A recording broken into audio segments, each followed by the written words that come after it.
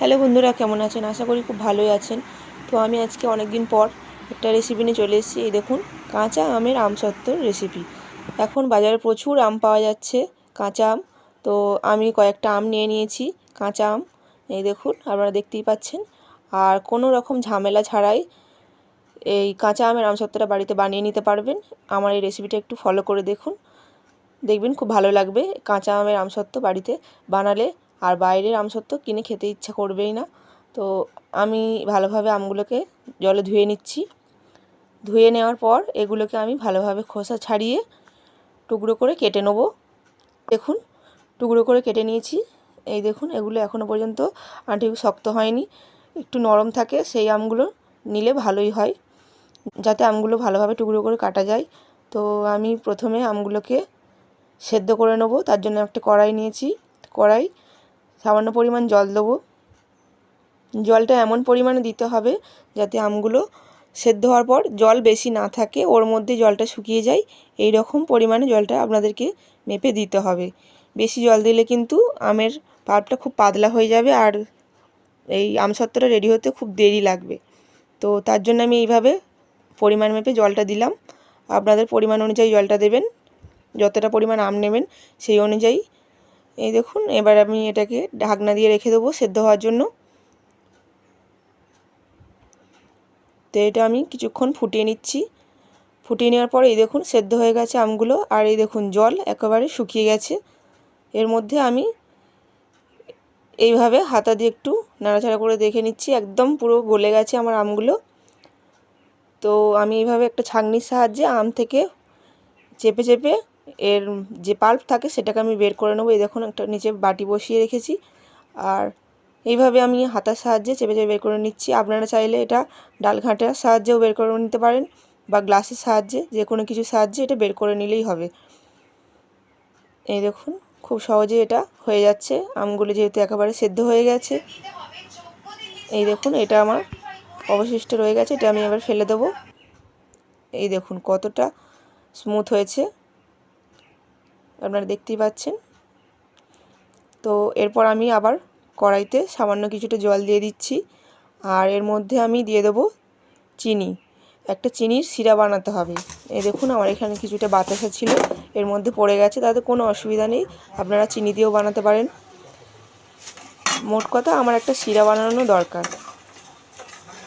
তো এটাকে আমি ঘন ঘন নাড়তে থাকবো। এটা কিছুক্ষণ নাড়াচাড়া করার পর দেখবেন কালারটা চেঞ্জ হয়ে যাবে, একেবারে চিটচিটে আঠালোর মতো হয়ে গেলে তারপর আমাদের যে আমের পাল্পটা রেডি করা ছিল ওটা আমি এর মধ্যে দিয়ে দেবো।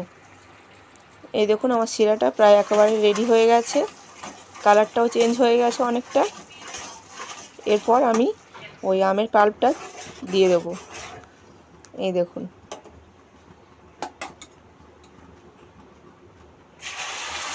আমের পাল্পটা দেওয়ার পর এটাকে খুব ভালোভাবে মিশিয়ে নিতে হবে একসঙ্গে।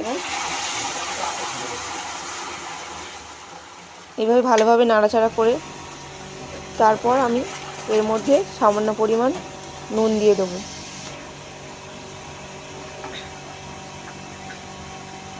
আপনারা চাইলে এর মধ্যে একটু লঙ্কার গুঁড়ো অ্যাড করতে পারতেন। লঙ্কার গুঁড়ো দিলে কি হয়, একটু টক ঝাল মিষ্টি হয়। আর চিনি দেওয়া আছে, আমি ঝালটা অ্যাভয়েড করছি, আপনারা চাইলে দিতে পারেন, নাও দিতে পারেন। আমি শুধু চিনি আর নুনটা দিলাম।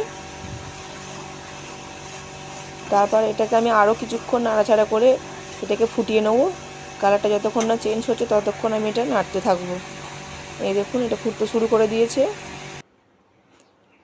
এবার দেখুন কালারটা কতটা চেঞ্জ হয়ে গেছে। এবার আমার আমসত্ত্বের এটা রেডি হয়ে গেছে। এরপর আমি এই দেখুন একটা থালায় সরষের তেল মাখিয়ে নিচ্ছি। এই থালাটা একটু প্লেন হলে ভালো হয়, একটু খেলানো থালা হলে খুব ভালো হয়। আপনারা চাইলে যে কোনো প্লেটে নিতে পারেন। ভালোভাবে সরষের তেল মাখিয়ে নিচ্ছে, এটা আপনারা চাইলে রিফাইন তেল দিয়েও করতে পারেন। এটা তেলটা দিলে কি হয়, আমসত্ত্বটা একেবারে পুরোপুরি ভালোভাবে উঠে যায়, এর সঙ্গে লেগে থাকে না। তো এটা আমি ভালোভাবে মাখিয়ে নিচ্ছি। এরপর আমি ওই আমটা যেটা রেডি করা ছিল ওটা আমি এর মধ্যে ঢেলে দেবো।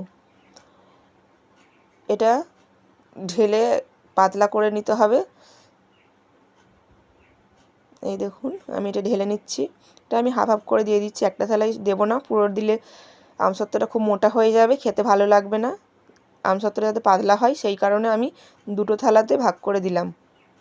আপনারা চাইলে একটা থালাতেও দিতে পারেন, কিন্তু শুকনো হতে খুব দেরি হবে।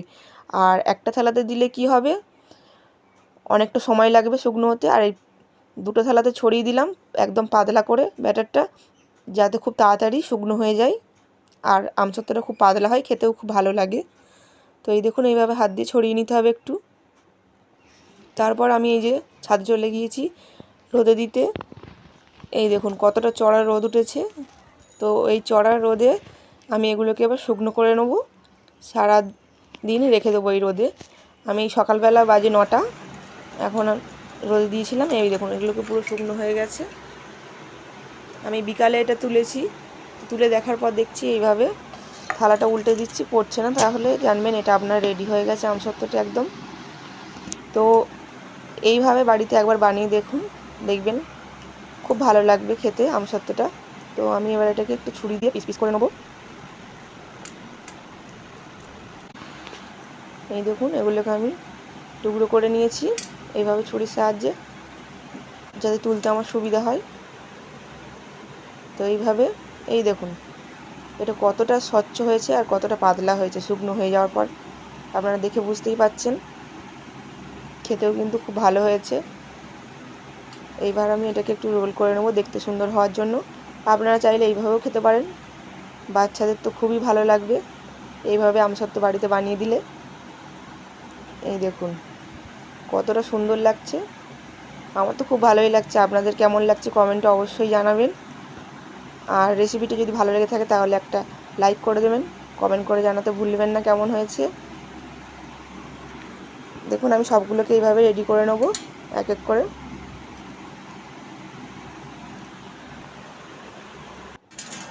এই দেখুন থালাটা একদম পরিষ্কার হয়ে গেছে, কিছু লেগে নেই সরষের তেলটা দেওয়ার কারণে। তো এই দেখুন আমসত্ত্ব একদম রেডি হয়ে গেছে খাওয়ার জন্য। আমার চ্যানেলে যারা যারা নতুন তারা আমার চ্যানেলটি সাবস্ক্রাইব করে পাশে থাকবেন। আর ভালো লাগলে ভিডিওটিতে একটা লাইক করে দেবেন, শেয়ার করে দেবেন। দেখা হচ্ছে পরের ভিডিওতে, ততক্ষণ আপনারা ভালো থাকবেন, সুস্থ থাকবেন। Tata, bye bye.